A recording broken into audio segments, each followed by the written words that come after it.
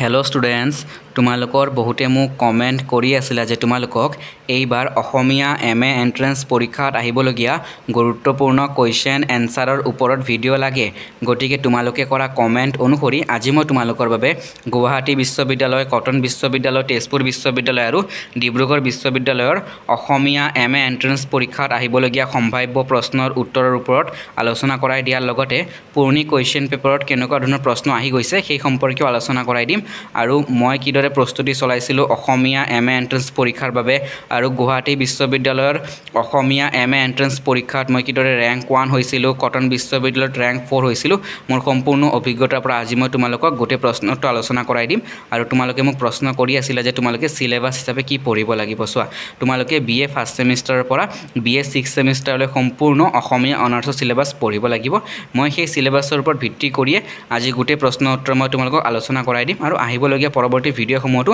মই তোমালোকক BA first সেমিষ্টাৰৰ পৰা বিএ 6 সেমিষ্টাৰলৈ সম্পূৰ্ণ অসমীয়া অনাৰ্ছৰ সিলেবাসৰ ওপৰত ভিত্তি কৰি গোটেই প্ৰশ্নটো আলোচনা কৰাই দিম গতিকে তোমালোকে এতিয়া প্ৰথমটি প্ৰশ্নৰ পৰা চাই যোৱা মই প্ৰথমটি প্ৰশ্নৰ পৰা আলোচনা কৰাই দিম আৰু তোমালোকে বহি এখন উলিয়াই লোৱা গোটেই প্ৰশ্নটো লিখি ল'ব পাৰিবা আৰু এটা গুৰুত্বপূৰ্ণ কথা তোমালোকে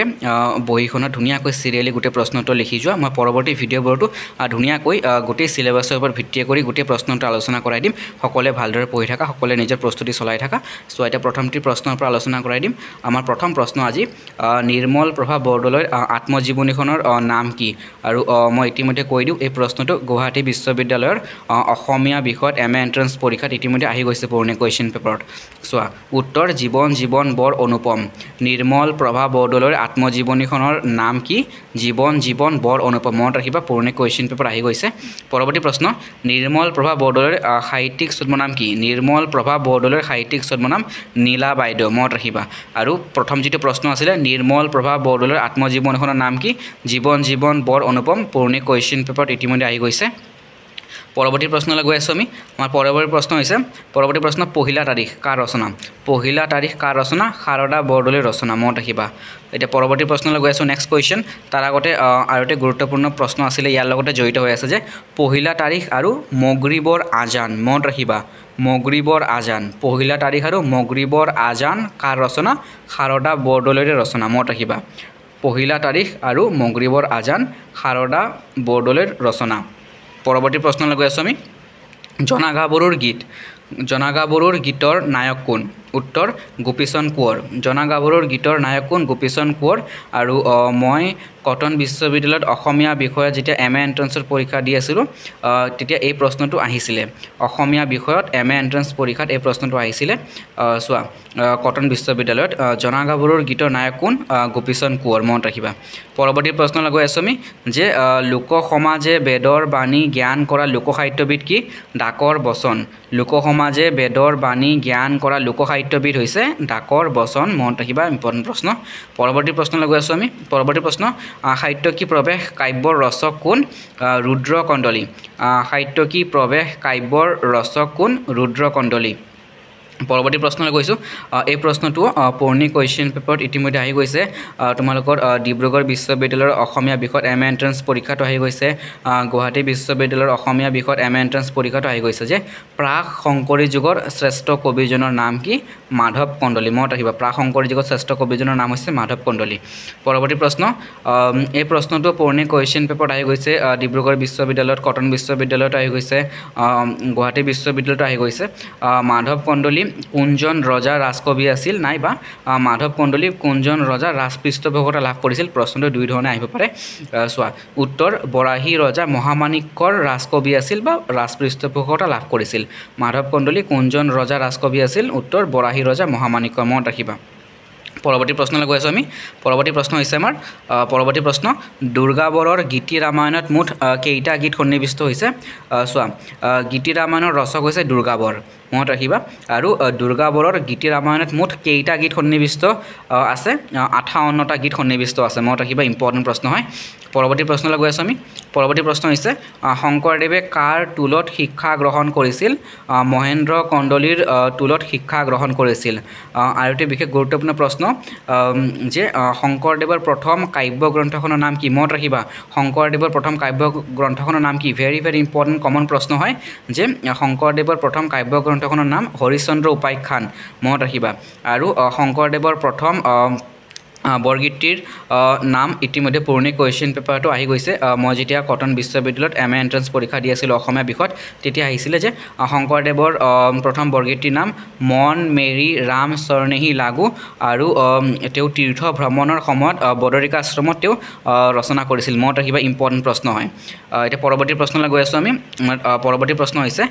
শংকৰদেৱ আৰু মাধৱদেৱৰ মিলনক কি বুলি আখ্যা দিয়া হয় শংকৰদেৱ আৰু মাধৱদেৱৰ মিলনক কি বুলি আখ্যা দিয়া হয় ইম্পৰ্টেণ্ট প্ৰশ্ন শংকৰদেৱ আৰু মাধৱদেৱৰ মিলনক মণিকাঞ্চন সংযোগ বুলি আখ্যা দিয়া হয় আৰু লক্ষ্মীনাথ বেজবৰুৱাই শংকৰদেৱ আৰু মাধৱদেৱৰ মিলনক মণিকাঞ্চন সংযোগ বুলি আখ্যা দিছিল মনত ৰাখিবা পৰৱৰ্তী প্ৰশ্নলৈ গৈ আছোঁ আমি পৰৱৰ্তী প্ৰশ্ন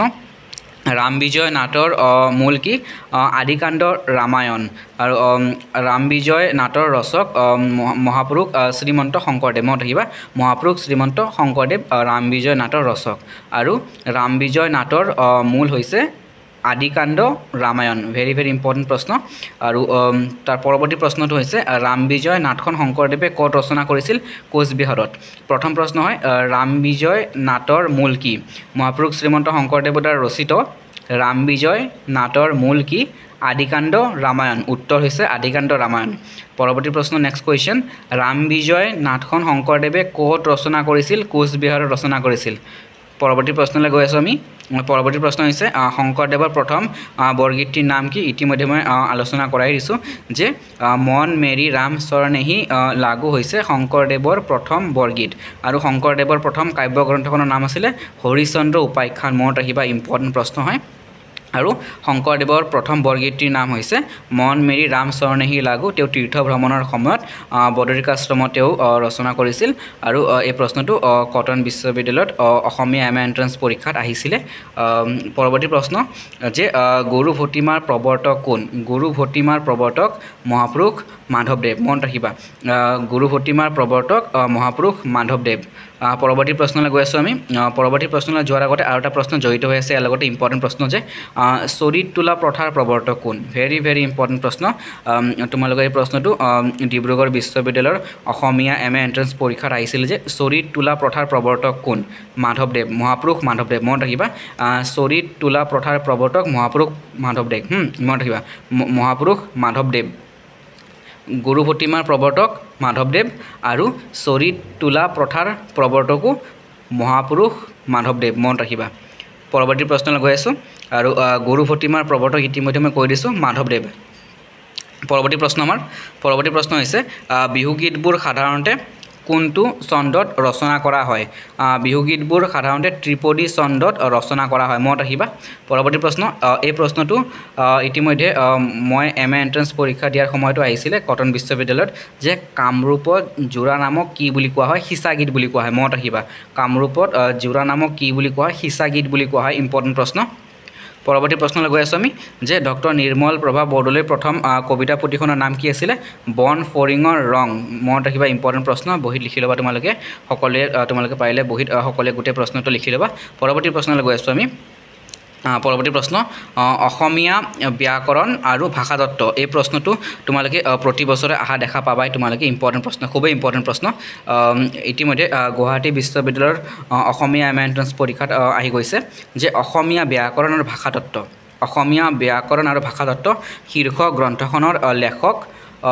কালিৰাম মেধি মনত ৰাখিবা 1936 চনত তেওঁ এখন ৰচনা কৰিছিল লিখিছিল 1936 চন মনত ৰাখিবা 1936 চনত ৰচনা কৰিছিল 1936 অসমীয়া ব্যাকৰণ আৰু ভাষাতত্ত্ব শীৰ্ষক গ্ৰন্থখনৰ লেখক কালিৰাম মেধি আৰু 1936 চনত তেওঁ ৰচনা কৰিছিল মনত ৰাখিবা 1936 চন পৰৱৰ্তী প্ৰশ্নলৈ গৈ আছোঁ আমি আমাৰ পৰৱৰ্তী প্ৰশ্ন হৈছে ৰূপৰ টিলিঙাৰ মাত কবিতা সংকলনৰ ৰচক কোন ৰূপৰ টিলিঙাৰ মাত কবিতা সংকলনৰ ৰচক মহেন্দ্ৰ বৰা মনত ৰাখিবা মহেন্দ্ৰ বৰা পৰৱৰ্তী প্ৰশ্ন আমাৰ যে গোলাপী জামুৰ লগ্ন কবিতা পুথিখনৰ ৰচক কোন নীলমণি ফুকন কনিষ্ঠ ইম্পৰ্টেণ্ট প্ৰশ্ন পৰৱৰ্তী প্ৰশ্ন জ্ঞানপীঠ বঁটা লাভ কৰা প্ৰথম অসমীয়া সাহিত্যিক কোন মনত ৰাখিবা বীৰেন্দ্ৰ কুমাৰ ভট্টাচাৰ্য জ্ঞানপীঠ বঁটা লাভ কৰা প্ৰথম অসমীয়া সাহিত্যিক কোন বীৰেন্দ্ৰ কুমাৰ ভট্টাচাৰ্য পৰৱৰ্তী প্ৰশ্ন জ্ঞানপীঠ বঁটা বিজয়ী প্ৰথম অসমীয়া পুথিখনৰ নাম কি ইয়াৰ ৰচক কোন মনত ৰাখিবা মৃত্যুঞ্জয় উপন্যাস আৰু বীৰেন্দ্ৰ কুমাৰ ভট্টাচাৰ্য ইয়াৰ ৰচক জ্ঞানপীঠ বঁটা বিজয়ী প্ৰথম অসমীয়া পুথিখনৰ নাম অৰ্থাৎ মৃত্যুঞ্জয় উপন্যাস আৰু ইয়াৰ ৰচক বীৰেন্দ্ৰ কুমাৰ ভট্টাচাৰ্য বীৰেন্দ্ৰ কুমাৰ ভট্টাচাৰ্যই মৃত্যুঞ্জয় উপন্যাসখনৰ বাবে জ্ঞানপীঠ বঁটা লাভ কৰিছিল মনত ৰাখিবা জ্ঞানপীঠ বঁটা বিজয়ী প্ৰথম অসমীয়া পুথিখনৰ অৰ্থাৎ উপন্যাসখনৰ নাম হৈছে মৃত্যুঞ্জয় আৰু ইয়াৰ ৰচক বীৰেন্দ্ৰ কুমাৰ ভট্টাচাৰ্য পুথিখনৰ নাম আছিলে মৃত্যুঞ্জয় উপন্যাস আৰু ইয়াৰ ৰচক ডক্টৰ বীৰেন্দ্ৰ কুমাৰ ভট্টাচাৰ্য মনত ৰাখিবা বীৰেন্দ্ৰ কুমাৰ ভট্টাচাৰ্য পৰৱৰ্তী প্ৰশ্নলৈ গৈ আছোঁ আমি আমাৰ পৰৱৰ্তী প্ৰশ্ন হৈছে যে জ্ঞানপীঠ বঁটা বিজয়ী প্ৰথম আৰু একমাত্ৰ মহিলা কোন মামণি ৰয়ছম গোস্বামী জ্ঞানপীঠ বঁটা বিজয়ী প্ৰথম আৰু একমাত্ৰ মহিলা কোন মামণি ৰয়ছম গোস্বামী আৰু ইতিমধ্যে মই আলোচনা কৰাই দিলোঁ যে জ্ঞানপীঠ বঁটা বিজয়ী প্ৰথম অসমীয়া পুথিখনৰ নাম কি মৃত্যুঞ্জয় উপন্যাস আৰু ইয়াৰ ৰচক বীৰেন্দ্ৰ কুমাৰ ভট্টাচাৰ্য এতিয়া পৰৱৰ্তী প্ৰশ্নলৈ গৈ আছোঁ আমি আমাৰ পৰৱৰ্তী প্ৰশ্ন হৈছে যে জ্ঞানপীঠ বঁটা বিজয়ী প্ৰথম আৰু একমাত্ৰ মহিলা কোন Mamoni Raisom Goswami Assamese marriage system এই প্ৰশ্নটো কটন বিশ্ববিদ্যালয়ত মই এণ্ট্ৰেন্স পৰীক্ষা দিয়াৰ সময়ত আহিছিলে অসমীয়া বিষয়ত যে আছামিজ মেৰেজ চিষ্টেম গ্ৰন্থৰ ৰচক কোন হেমচন্দ্ৰ বৰুৱা আৰু সাহিত্য দৰ্শন কাৰ ৰচনা মনোৰঞ্জন শাস্ত্ৰী ৰচনা সাহিত্য দৰ্শন কাৰ ৰচনা মনোৰঞ্জন শাস্ত্ৰী ৰচনা গুৱাহাটী বিশ্ববিদ্যালয়ত MA এণ্ট্ৰেন্স পৰীক্ষাত আহিছিলে অসমীয়া বিষয়ত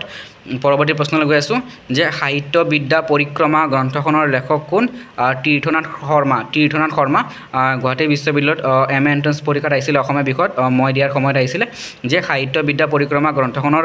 লেখক কোন তীৰ্থনাথ শৰ্মা পৰৱৰ্তী প্ৰশ্ন অসমীয়া কবিতাৰ ছন্দ পুথিখনৰ লেখক কোন মহেন্দ্ৰ বৰা পৰৱৰ্তী প্ৰশ্ন অসমীয়া সাহিত্যৰ ৰূপৰেখা শীৰ্ষক গ্ৰন্থখনৰ লেখক কোন মহেশ্বৰ নেওগ পৰৱৰ্তী প্ৰশ্ন ৰমন্যাসবাদ গ্ৰন্থখন কাৰ ৰচনা মহেন্দ্ৰ বৰাৰ ইম্পৰ্টেণ্ট প্ৰশ্ন এইটো অহাৰ সম্ভাৱনা খুবেই আছে পৰৱৰ্তী প্ৰশ্নলৈ গৈ আছোঁ আমি যে সাহিত্য আৰু প্ৰেম নামৰ গ্ৰন্থখনৰ লেখক কোন ডক্টৰ বাণীকান্ত কাকতি মনত ৰাখিবা ইম্পৰ্টেণ্ট প্ৰশ্ন ডক্টৰ বাণীকান্ত কাকতিৰ ছদ্মনাম কি ভৱানন্দ পাঠক ইম্পৰ্টেণ্ট প্ৰশ্ন এতিয়া আমি আহিছোঁ পৰৱৰ্তী প্ৰশ্নলৈ পৰৱৰ্তী প্ৰশ্ন হৈছে আমাৰ যে আধুনিক অসমীয়া সাহিত্যত কোনে প্ৰথমতে অমৃতাক্ষৰ ছন্দ ব্যৱহাৰ কৰে ৰমাকান্ত চৌধুৰী এই প্ৰশ্নটো গুৱাহাটী বিশ্ববিদ্যালয়ৰ অসমীয়া MA এণ্ট্ৰেন্স পৰীক্ষাত আহিছিলে পৰৱৰ্তী প্ৰশ্নলৈ গৈ আছোঁ আমি লক্ষ্মীনাথ বেজবৰুৱাৰ আত্মজীৱনীখনৰ নাম কি মোৰ জীৱন সোৱৰণ ইম্পৰ্টেণ্ট প্ৰশ্ন অগ্নি কবি বুলি কাক কোৱা হয় কমলাকান্ত ভট্টাচাৰ্য কোৱা হয় পৰৱৰ্তী প্ৰশ্নলৈ গৈ আছোঁ আমি অগ্নি কবি বুলি কাক কোৱা হয় কমলাকান্ত ভট্টাচাৰ্য কোৱা হয় চিন্তানল আৰু চিন্তা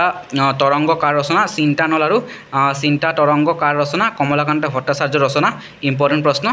তোমালোকে এই প্ৰশ্নটো ইতিমধ্যে ডিব্ৰুগড় বিশ্ববিদ্যালয়ৰ MA এণ্ট্ৰেন্স পৰীক্ষাত অসমীয়া বিষয়ত MA এণ্ট্ৰেন্স পৰীক্ষাত আহি যোৱা বুলি তোমালোকক মই ইতিমধ্যে কৈ থওঁ ইম্পৰ্টেণ্ট প্ৰশ্ন যে চিন্তানল আৰু চিন্তা তৰংগ কাৰ ৰচনা কমলাকান্ত ভট্টাচাৰ্যৰ ৰচনা ইম্পৰ্টেণ্ট প্ৰশ্ন পৰৱৰ্তী প্ৰশ্ন অসমীয়া ল'ৰাৰ মিত্ৰ কোনে ৰচনা কৰিছিল আনন্দৰাম ঢেকিয়াল ফুকনে ৰচনা কৰিছিল অসমীয়া ল'ৰাৰ মিত্ৰ কোনে ৰচনা কৰিছিল আনন্দৰাম ঢেকিয়াল ফুকনে ৰচনা কৰিছিল পৰৱৰ্তী প্ৰশ্ন হেমচন্দ্ৰ গোস্বামীৰ কবিতা পুথিখনৰ নাম কি ফুলৰ চাকি মনত ৰাখিবা হেমচন্দ্ৰ গোস্বামীৰ কবিতা পুথিখনৰ নাম ফুলৰ চাকি পৰৱৰ্তী প্ৰশ্ন যুদ্ধক্ষেত্ৰত আহোম ৰমণী কোনে লিখিছিল কবি হিতেশ্বৰ বৰবৰুৱাই লিখিছিল পৰৱৰ্তী প্ৰশ্ন এই প্ৰশ্নটো কটন বিশ্ববিদ্যালয়ত ইতিমধ্যে আহি গৈছিলে অসমীয়া MA এণ্ট্ৰেন্স পৰীক্ষাত আহিছিলে আৰু ডিব্ৰুগড় বিশ্ববিদ্যালয়তো আহিছিলে অসমীয়া বিষয়ত MA এণ্ট্ৰেন্স পৰীক্ষাত যে প্ৰথম অসমীয়া ছনেটৰ ৰচক কোন প্ৰথম অসমীয়া ছনেটৰ ৰচক হেমচন্দ্ৰ গোস্বামী প্ৰথম অসমীয়া ছনেটৰ ৰচক হেমচন্দ্ৰ গোস্বামী তেওঁৰ প্ৰিয়তমাৰ চিঠি প্ৰথম অসমীয়া ছনেট মনত ৰাখিব প্ৰথম অসমীয়া ছনেট কবিতা প্ৰথম অসমীয়া ছনেটৰ ৰচক কোন হেমচন্দ্ৰ গোস্বামী তেওঁৰ প্ৰিয়তমাৰ চিঠি প্ৰথম অসমীয়া ছনেট কবিতা গতিকে আজিৰ কাৰণে আমি ইয়াতে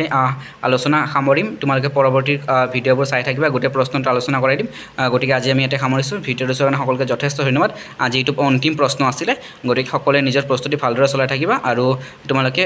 ভিডিঅ'টো সকলোকে শ্বেয়াৰ কৰি দিবা আৰু পৰৱৰ্তী ভিডিঅ'বোৰ তোমালোকে এই চেনেলতে পাই থাকিবা গতিকে সকলোকে ভিডিঅ'টো শ্বেয়াৰ কৰি দিবা সকলোৱে ভালদৰে পঢ়ি থাকিবা গতিকে ভিডিঅ'টো চোৱাৰ কাৰণে সকলোকে যথেষ্ট ধন্যবাদ ভিডিঅ'টো আমি সামৰিছোঁ